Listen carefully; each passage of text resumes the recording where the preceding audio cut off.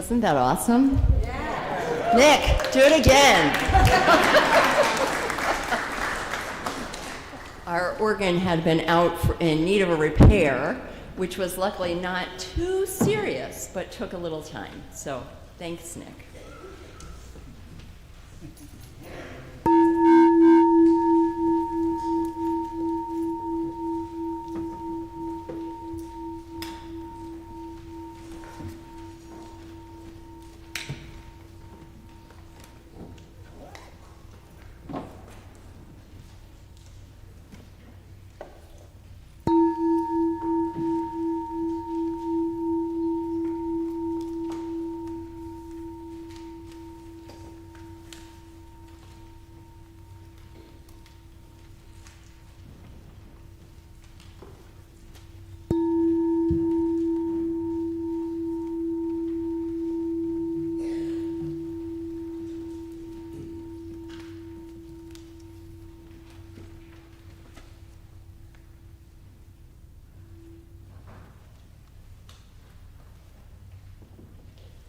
As we enter into worship, may we acknowledge that our church stands, and we stand literally today on the traditional and ancestral land of the Pennacook people.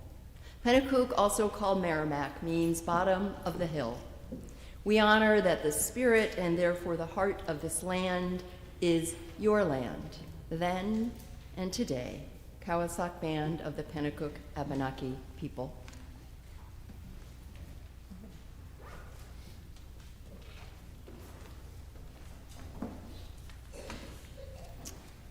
Good morning. Good morning. And welcome to the First Religious Society Unitarian Universalists in Newburyport, Massachusetts.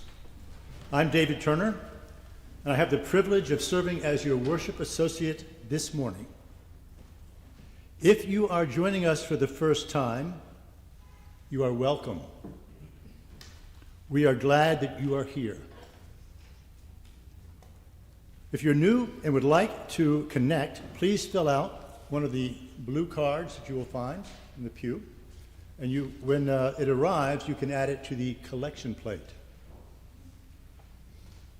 We come together here at FRS in person and online. We are committed to love, peace, and justice. Our mission and our invitation to all is come as you are, journey together in love, act with courage, transform our world. If you would like a large print order of service or a large print hymnal, ask an usher, and they will be happy to help you. If you are worshiping online and would like to access this morning's order of service, please click on the link just below the live stream. Please take a moment to review your order of service for all of the activities happening this week. In particular, in case you missed it in the steeple, I would like to take a moment to highlight and read a note from Reverend Rebecca. She asks, she states, "We know that the government shutdown, including recent cuts to SNAP and other benefits, are affecting some of our members. If this impacts you, please take a moment and send me a confidential note letting me know you are being affected, including the financial losses. We will be gathering this information to see what assistance we can offer through the Minister's Fund and do additional fundraising if necessary.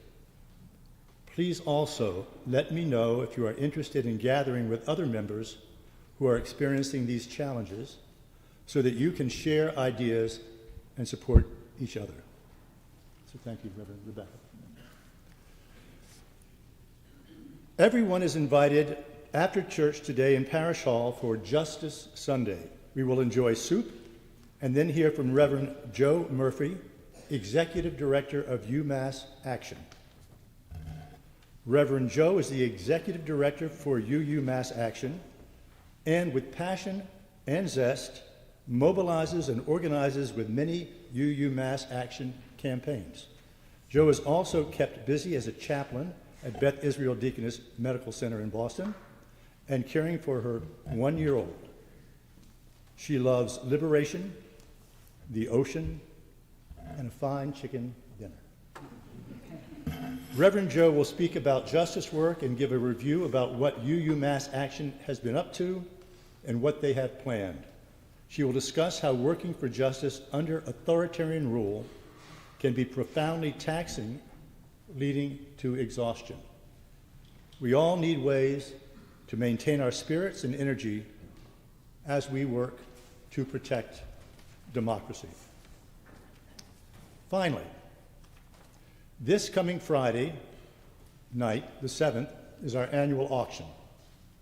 First, we want to thank all of those who have volunteered and donated to make this a special event for our FRSUU community. This is a fun night for fellowship and fundraising. We all invite you to come wearing a fun hat. For example, I'm looking at my wife. My wife,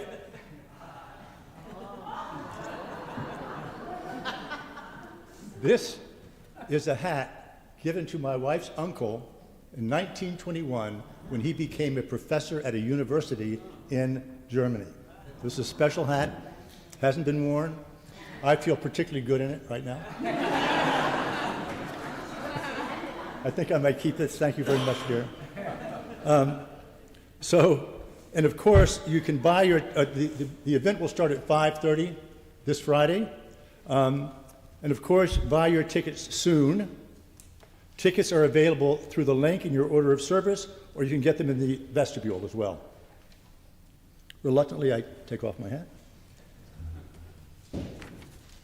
Every Sunday, it is such a blessing that we can gather together.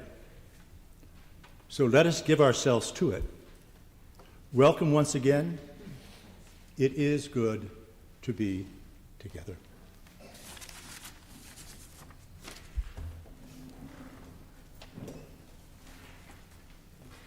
It is indeed good to be together.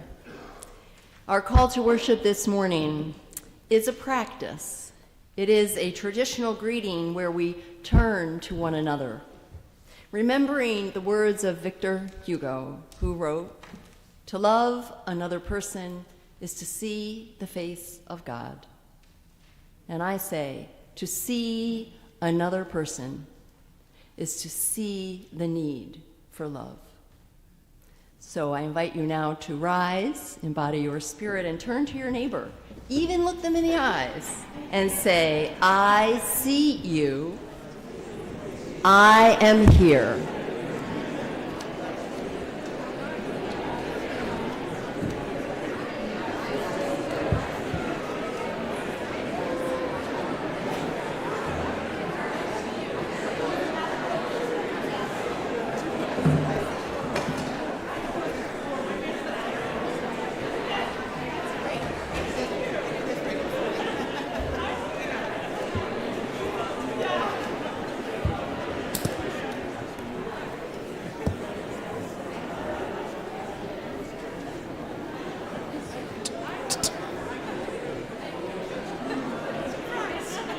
Okay, beloveds, why don't we remain standing, if that's your choice, and let's join together in our opening hymn. It is number 1020 in our teal hymnal.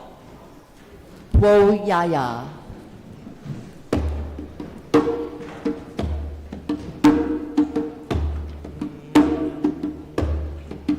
We are going.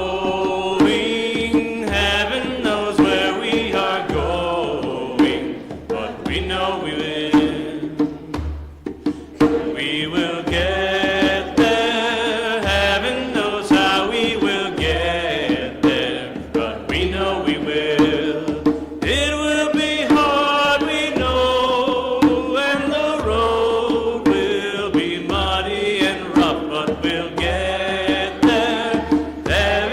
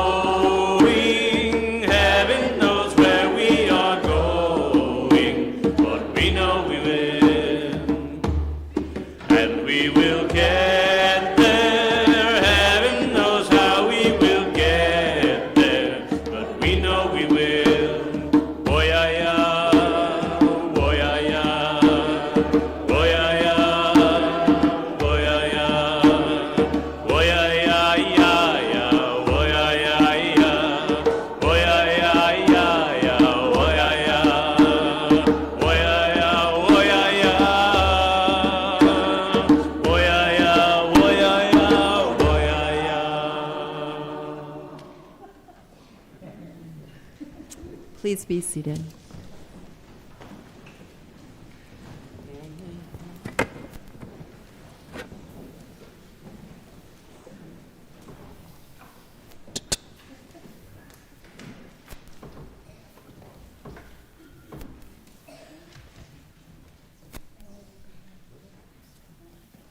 Please join us in saying our chalice lighting words as Annie lights the chalice.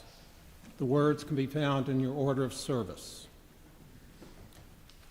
We gather this hour as people of faith, with joys and sorrows, gifts and needs. We light this beacon of hope, sign of our quest for truth and meaning, in celebration of the life we share together.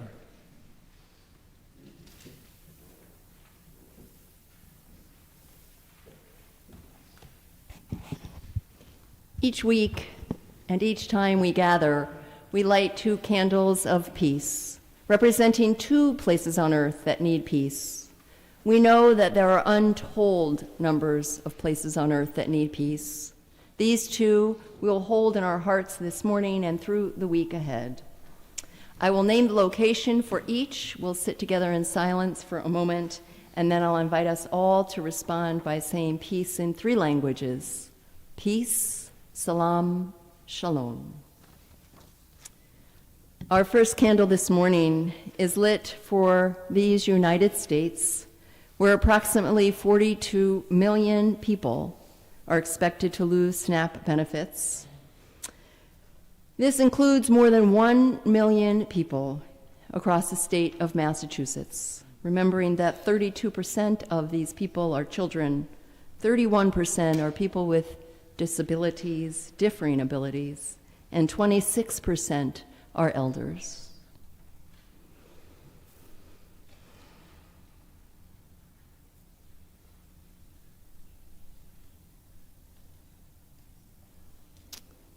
Peace, salam, shalom.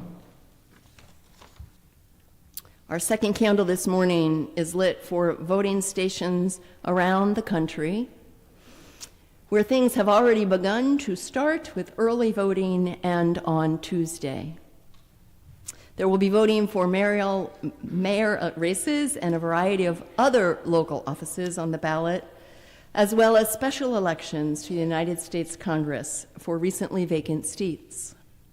May all who want to vote have the access and the ability to do so safely, and may democracy prevail.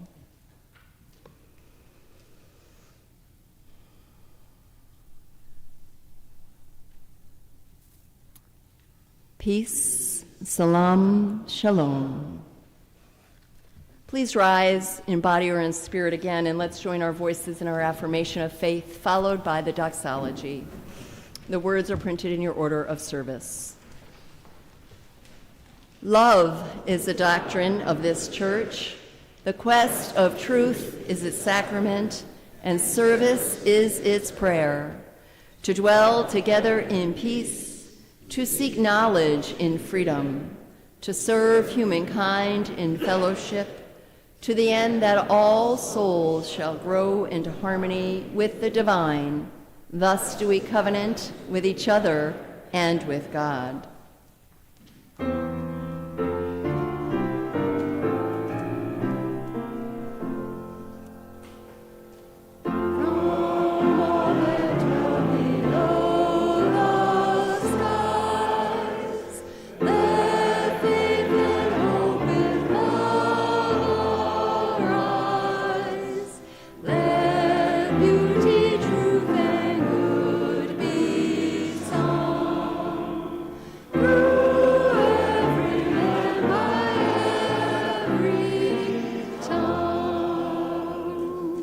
Please be seated.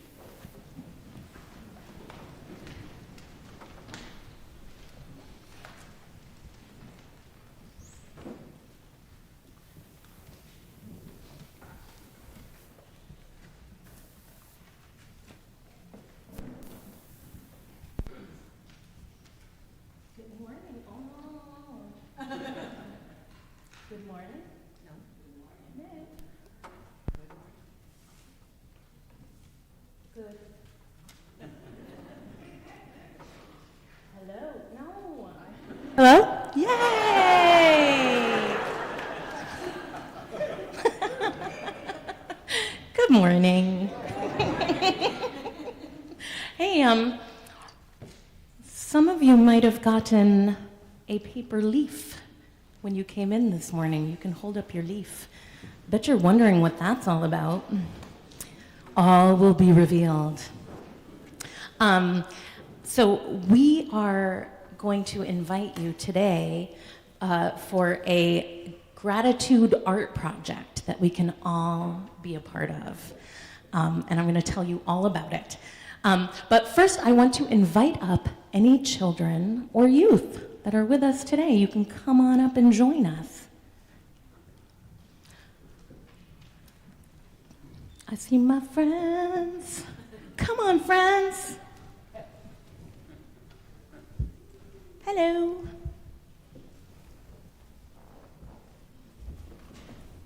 Hey, everybody. So, as I said, we are going to do a gratitude art project that is for everyone. Does anybody want to share what gratitude is or what gratitude means to you? Any brave souls over there that want to tell us what they think gratitude is? Perhaps these two friends up here. Would one of you like to tell us what you think gratitude means? Hal's going to do it. For me, gratitude means I can't say it without using the word gratitude. That's allowed. Gratitude means being grateful about what you have. Yeah, being grateful, being thankful. Another way to say that would be when your heart fills with happiness. And we have this beautiful story written by an indigenous Cree woman. And Hal and Charlotte are going to read the words, and I'm going to show my friends up here the pictures while they read. And then afterwards, I'll tell you about our project.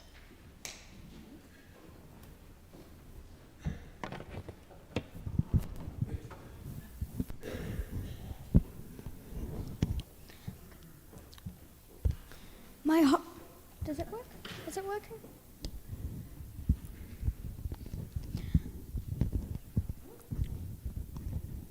It's fine. My Heart Fills with Happiness by Monique Gray Smith with illustrations by Julia Flett.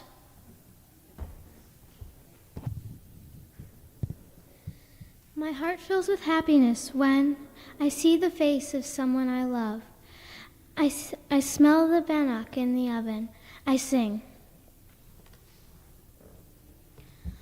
My heart fills with happiness when I feel the sun on my cheeks.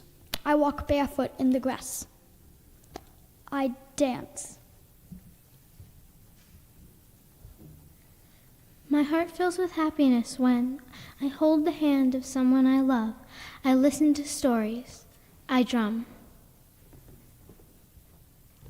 What fills your heart with happiness?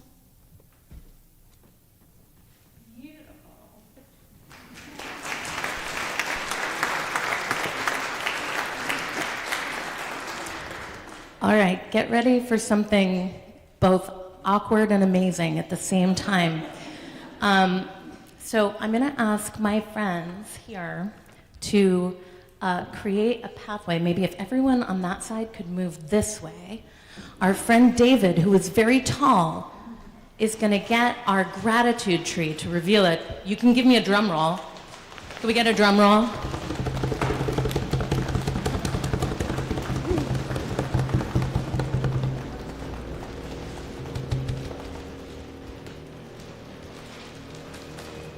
Yep. Yay! This is our gratitude tree, and it asks what fills your heart with happiness. And that's what you're going to be writing on your leaf. I would like to thank Nash's grandmother, Susan Fernandez, or as Nash calls her, Susu, who made this beautiful tree for us. So we're going to take this downstairs and make our leaves in Young Church. And when we're done, we're going to bring this over to Parish Hall. And if you go over to Parish Hall for coffee hour for Justice Sunday after church today, there will be pens and any extra leaves, although we gave most of them out. And you can write what fills your heart with happiness and put it on the tree. We'll leave some tape and sticky things that you can use. And if you don't get to it today, that's just fine. We're going to eventually get this into the vestibule, and we'll put extra leaves and pens, and we can add to it throughout the whole month. So, yay, gratitude tree.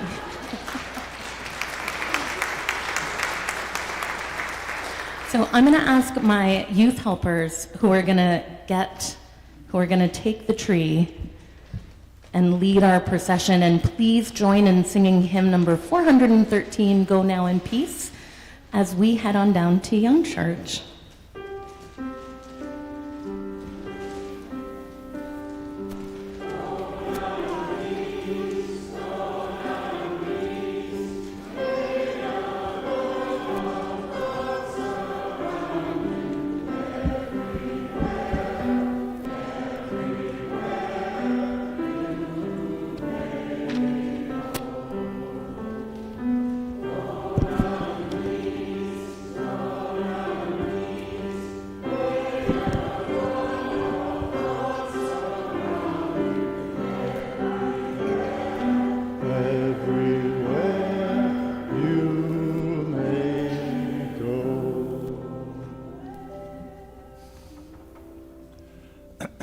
The generosity of our community is an essential ministry that supports the work of the church, both in Newburyport and beyond.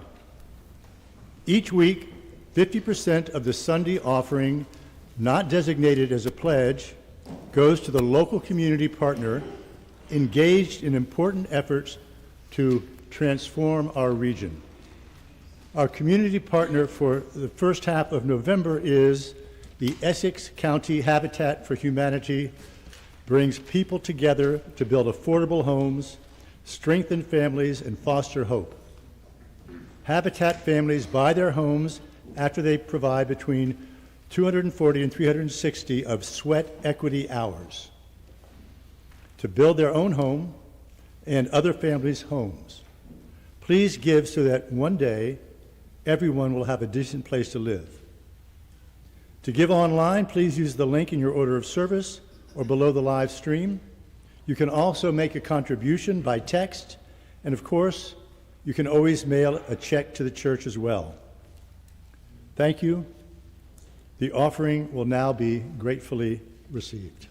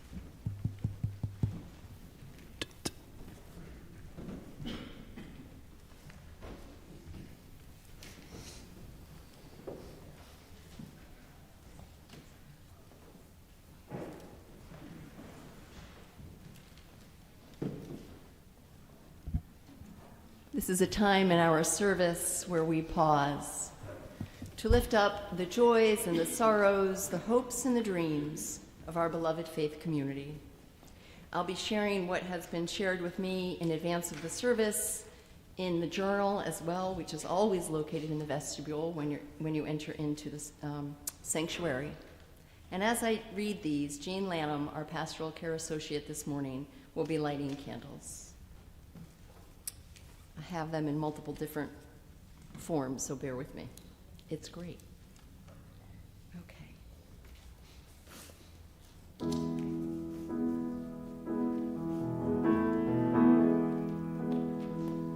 Open my heart to be a sanctuary, all made holy, loved and true.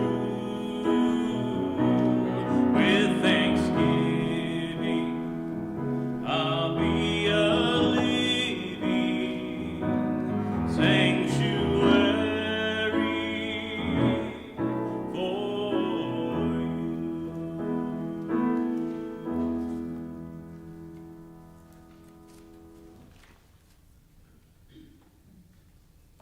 This morning we light several candles of blessed memory, of sorrow, and always celebration. Jim Supple shares the untimely passing of his dear friend Doug Smith. And he writes, Doug was an energetic founder and leader of the Plum Island Swimmers and the Winter Plunger groups. He organized and cajoled dozens of folks to play in the ocean waters all year long. Despite being a native of the warm Florida waters, Doug loved these cold waters of his adopted homeland. He was diagnosed this spring with MDS, a blood disorder, and Doug accepted the news and treatment efforts with his always optimistic and forward-looking approach towards life. Jim and many of Doug's swimming friends are gathering on the island this morning to swim in celebration of Doug's life. And Jim writes, Doug would have been the first one in the water this morning, and in many ways he still is. We light another candle of blessed memory and sorrow, remembering a life cut tragically short. Leah Smith, a 21-year-old trans student at Middlebury College. And we light another candle of memory and love as someone shares in the journal prayers for our daughter-in-law's grandfather, Pop Pop, who died this week after a long but happy time in hospice care.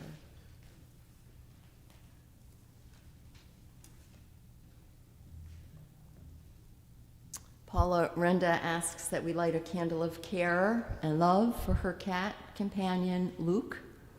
And she writes this, I have been blessed to have my dear, sweet cat, Luke, in my life for 19 years. He's a mixed breed of Maine Coon and Norwegian forest cat. He has been diagnosed with a tumor below his jaw, but he is still able to eat and drink and rest comfortably right now. Please keep Luke in your thoughts and prayers. And you too, Paula. And as always in our lives and on Sundays, we also light candles of joy. This one, we are lighting a candle of joy and a very happy wish to Lori Evans Daly, who is having her 90th birthday on November 7th. Happy birthday, Lori. It's amazing.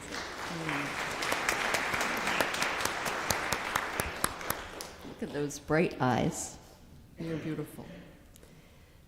We light a final candle, as we do each time we gather, for all of the joys and hopes, the losses, the sorrow, that although unspoken are held in just as much love and care. Let's join our voices.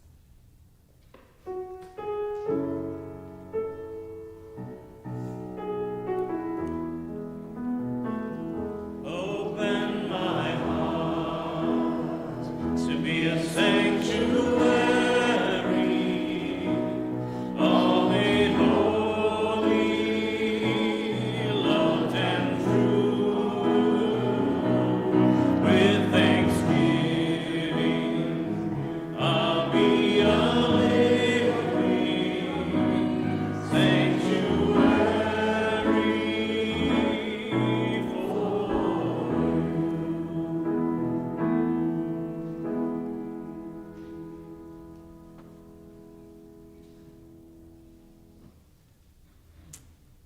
I invite us now to come together in a spirit of prayer, meditation, and contemplation. This, more like a meditation this morning, I invite you to surrender in, maybe even close your eyes. This being All Souls Day, this being a sanctuary for so many we don't even realize are among us, for they are brought in our shared and collective memories, our shared and collective hopes and dreams and worries. This sanctuary. This is entitled Caring for Your Soul. Gather in. Even reason, intellect, imagination, passion, poetry, prayer, art, sex, song, and saxophone cannot unravel or fully reveal the mystery and truth of our souls, let alone understand it. Obviously, after 25,000 years of trying, we're not meant to understand entirely the essence of soul, but we can come to know her.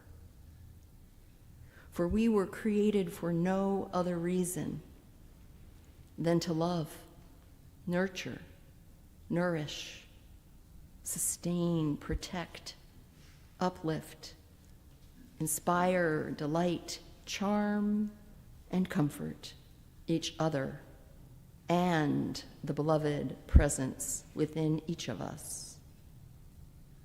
Thomas More calls this profound attention to the authentic needs of ourselves and each other, these authentic needs that stir deep within, caring for our souls. Today is All Souls Day, a solemn day set aside since the Middle Ages for remembrance of the beloveds who no longer laugh or cry with us on earth. But All Souls Day is a beautiful occasion for contemplating how we care as well for our own souls and then for each other's. What is the degree of hospitality that we extend to ourselves and others? We must, as Moore urges us, become artists and theologians of our own lives and honor others. It is through the small details of everyday life that we make our own souls and others feel welcome, tending the things around us, becoming sensitive to the importance of daily life. Today, be willing to ask your soul and another's what she requires to make her stay here on earth more whole. Ask often and assume not the answers. Ask, what do you need at this moment? What would bring you peace, contentment, joy? Is it to slow down, take a walk, caress a cat, call your sister, send a funny video to a friend, watch a favorite movie, solve an English mystery, turn in early, dream. Whatever it may be, your soul and others will tell you if you ask.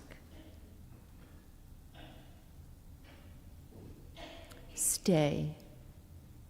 Louisa May Alcott, Unitarian, reminds us, stay, my beloved, stay. Say it now, say it often. Come live with me and be my love. Stay. And may it be so.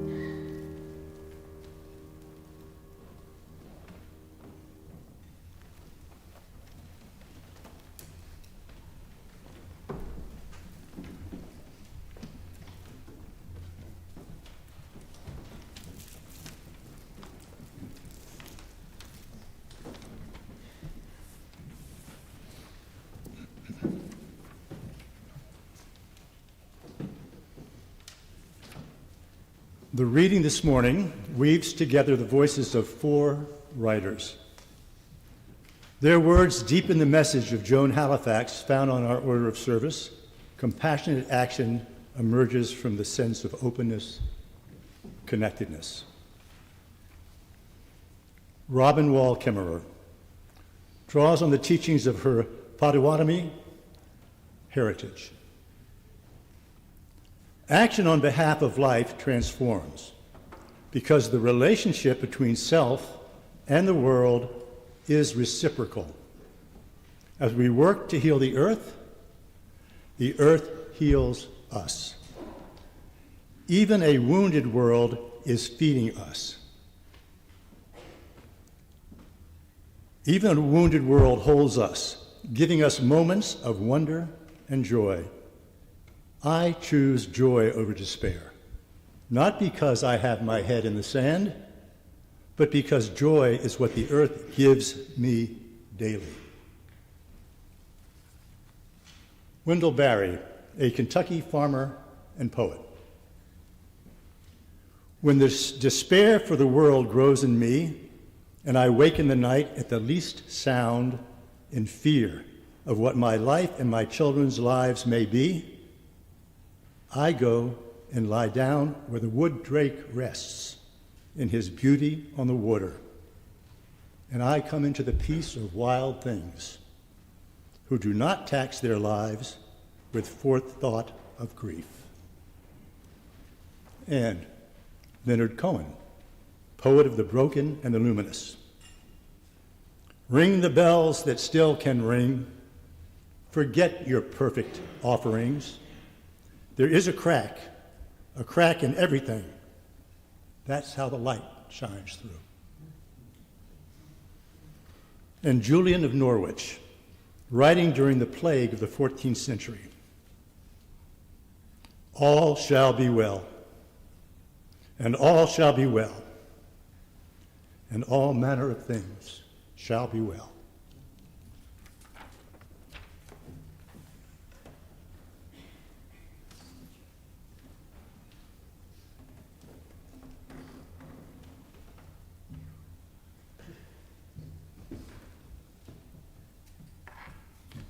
Thank you, David.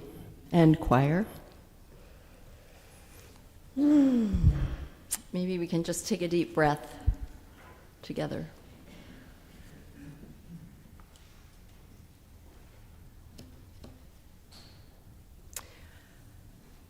I'm going to say something that is both radical, simple, and true, in my opinion. It is time that we decolonize the nature of care and decolonize the way we respond to what is happening in the world or are in relationship to it. No one of us, not one person, one family, one collection, one church, one Democratic Party, one indivisible rise, and I'm just one group, no one person can possibly take care of everything that is happening in this world, even in this city.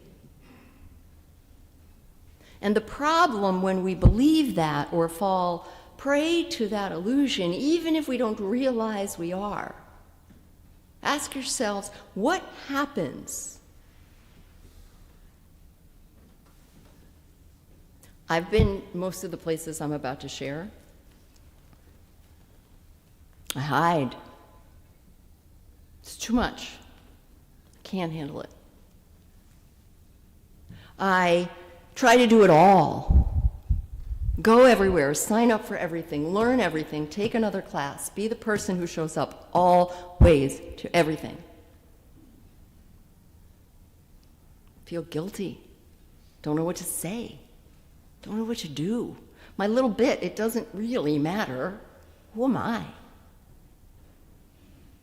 And I could offer other things.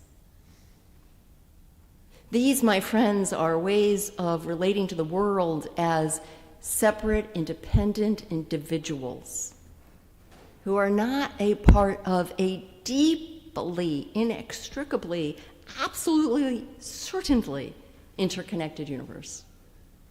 Not just on the human plane, not even in the realm of kin with animals and grass and trees, but literally in the universe. We are stardust. When we begin to realize that in our DNA, in our cells, in our bodies, and our souls, we recognize and realize we cannot hide. That's impossible, because we're part of the interconnected web of life. We can't possibly do it all because we are part of this huge, immense, inexplicable or understandable interconnected web of existence. We can't pretend we have no responsibility or nothing that we own. We can't believe our ancestors didn't play a part and do things. We can't believe we're perfect and someone else is to blame. All that stuff doesn't work. So I'm going to reflect today briefly on a couple of opportunities that are here, a little bit about discernment, and I'm likely going to finish this next Sunday. And you might say that's just her way of getting us to come back. And I could say to you, if I thought that in 15 minutes, when I know it's 11:25 or 12, whatever time it is, this clock says 12:25, I don't think so, that we could solve these questions in 20 minutes or less, that's just simply insane. It's just not going to happen. So yes, you're invited to return again and again and again to a place where humans and people are doing the best we can to be honest with ourselves and each other, to learn, to grow, to share, to offer, to say, this is who I am. Who are you? Tell me. I make no assumptions. I want to understand. So, actually, I'm going to flip. I'll tell you about these two initiatives before I can close, but I wanted to first, for a moment, give you a few questions to ponder this moment, perhaps this week. And I want to start by asking this question. How were you taught to make decisions? How were you taught to make decisions? No right or wrong, just because until we are aware of something, it just runs us anyway. How were you taught? Were you taught to sit down and make a list of pros and cons? Were you taught that it needed to be logical, sensical, make sense, and not be more expensive than the resources you have? Were you taught that sound decisions were not pie in the sky? They were rational. Were you asked what your qualifications were to even begin to imagine some of the answers? Were you taught you needed to go to those who had the degrees and the names, the credentials? Or were you taught to throw caution to the wind and follow your dreams? And many other things I could offer. Ask yourself in this moment, what were the major lessons or messages or practices that were modeled or taught to me about how to make decisions in the world, in my day, and how I spend the moment?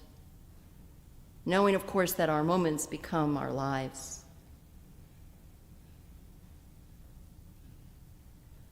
And how are these ways working for you?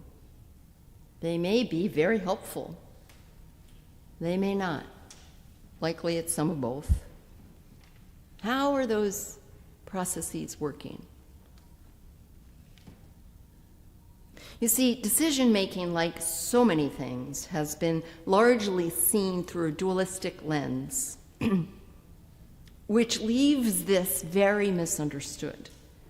Many of us, I know I still can do, approach decisions as though there is a right and a wrong decision for every circumstance, and we want certainty before we choose. We want to make wise and good decisions rather than ones that are foolhardy or unsound or may not give us what we think we need or want. Decision making is so much more nuanced than that, like life. The reality of our decisions is that they're layered and complex. And I want to challenge us that in many ways, this is, again, a generalization, but one that has shook me out of some of my preconceived notions. If we already think what the answer is, if we believe we know what the right answer is, we're sort of fooling ourselves if we think we're actually making a decision. We've already made it. What if we could actually know what mattered to us? Know what our values were, know what guided our lives, know what mattered in any given situation, realize we were enough, couldn't solve it all, and then opened up to what answer came forth.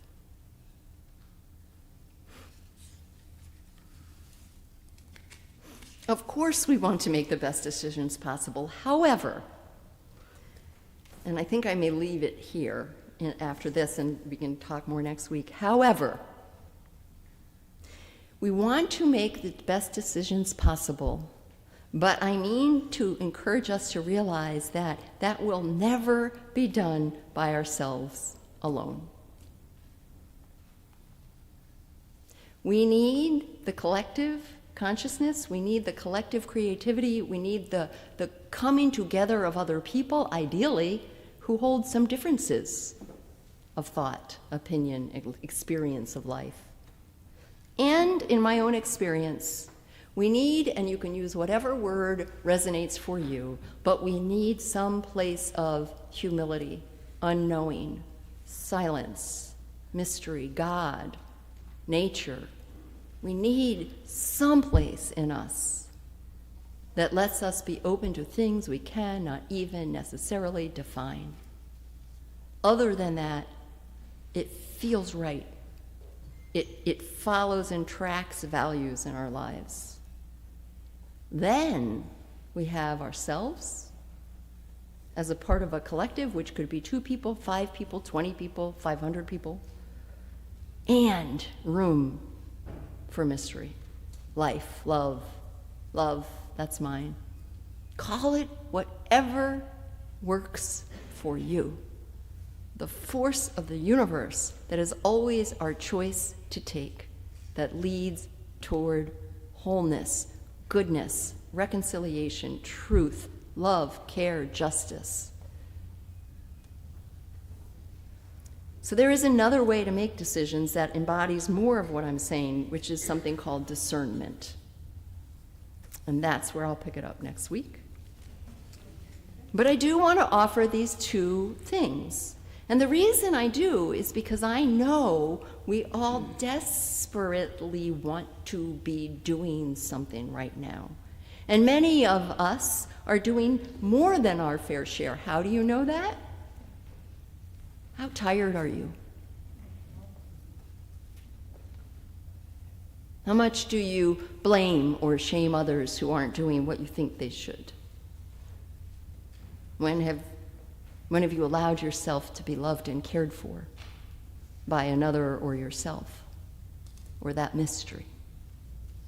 So before I just offer 2 more things, and then you go and have soup, which is beautiful, and hear about all the things UMass Action is doing, I implore us to leave whole and not feeling overwhelmed, hiding, guilty, shameful, signing up for everything, wondering what's wrong with us because we can't do it all. Just listen, learn. I'll give you 1 clue.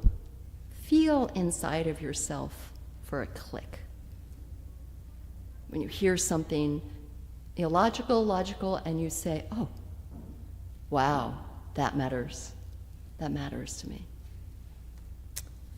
It may be one of these things, it may be others, but my friends, we cannot do this all alone. And thank goodness we don't need to. We don't need to. One of the things I wanted to offer about, and you may have read about this in the steeple, but I wanted to bring it to all of our collective attentions in August, early August, late July.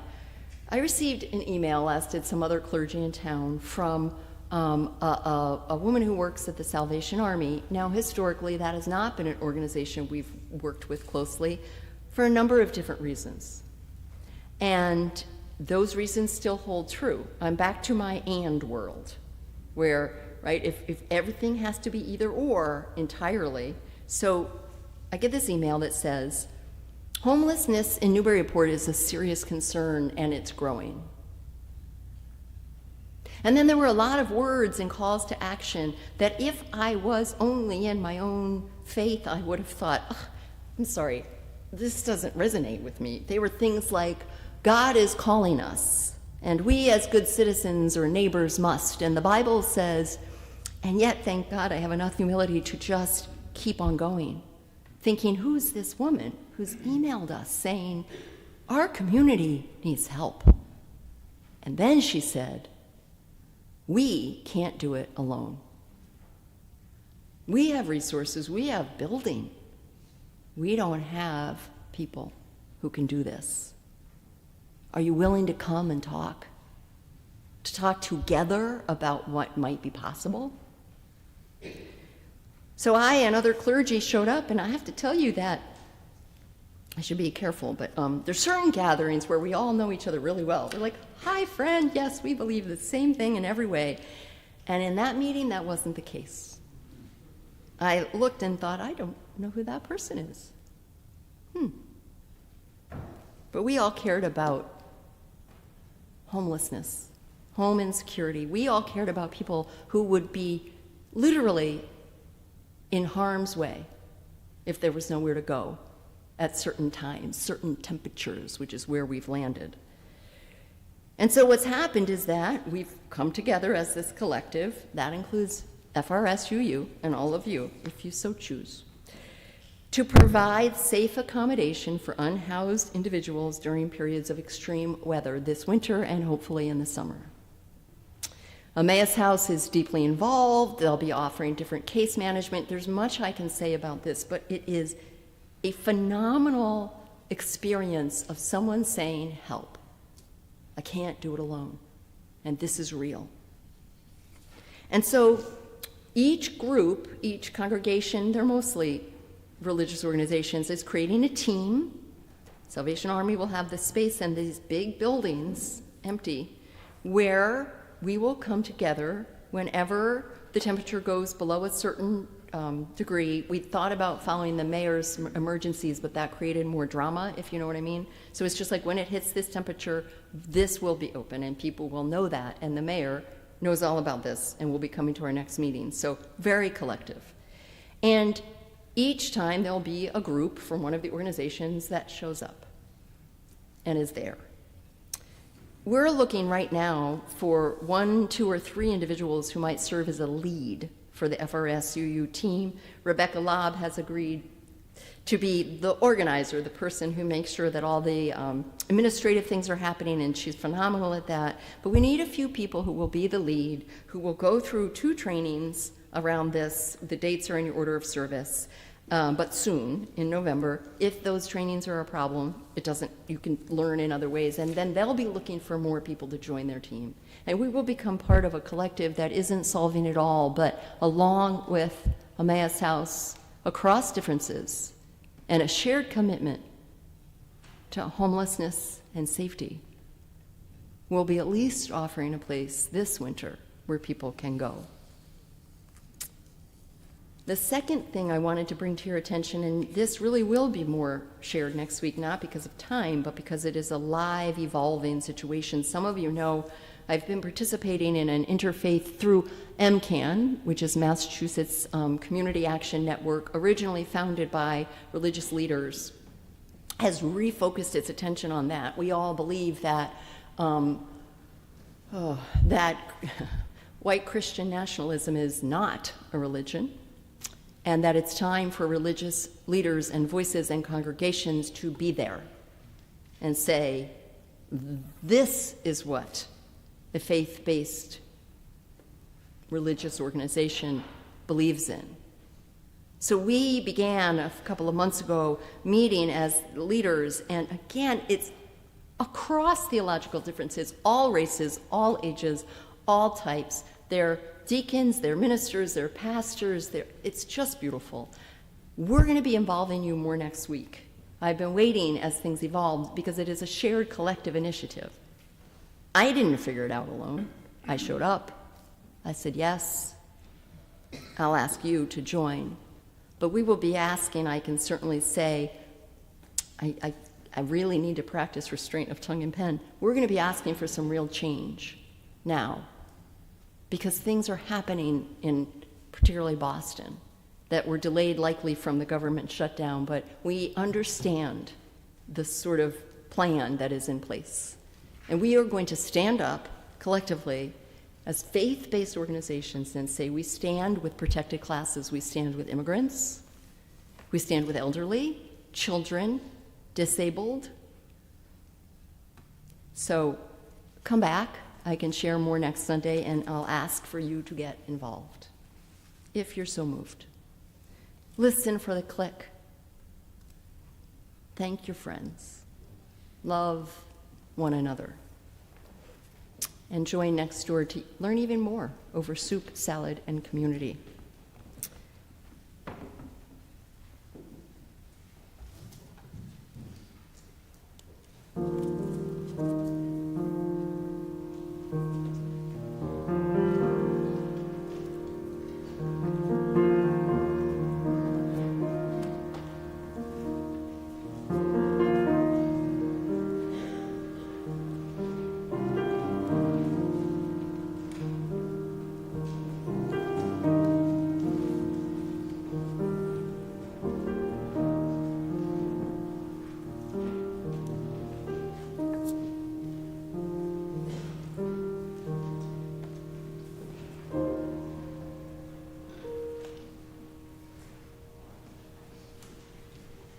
For our closing hymn, I invite us actually to rise as we're willing and able, and I invite folks here to look this way and folks here to look that way, looking at one another, seeing the community that together you make. Let's join together in hymn number 348, Guide My Feet.